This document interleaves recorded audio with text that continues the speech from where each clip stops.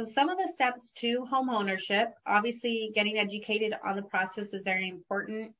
Knowing your credit history is important. However, if you don't know it, you can always schedule consultation with Jessica or your lender.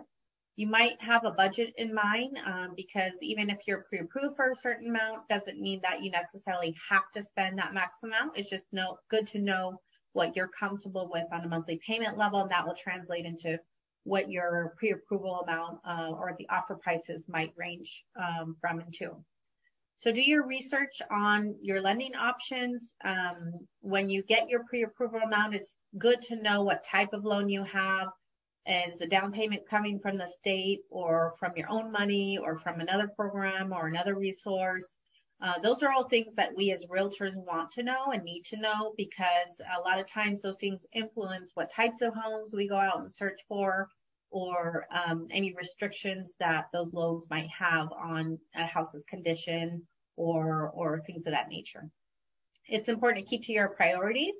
It's really easy and it's important to write out a wish list, right? What are your needs and what are your wants? What are things that you absolutely have to have, and what are things that are kind of like, oh, this would be nice to have, but I can live without it for a while, until maybe you sell your house and move to another house or move on up. Because there's always going to be things that we want that we don't currently have. So it's a matter of what is going to make me happy for the time being in the next 2 years, whether that's a 5-year plan, 10-year plan, or 30-year plan. It's really up to you. Tour many, many homes.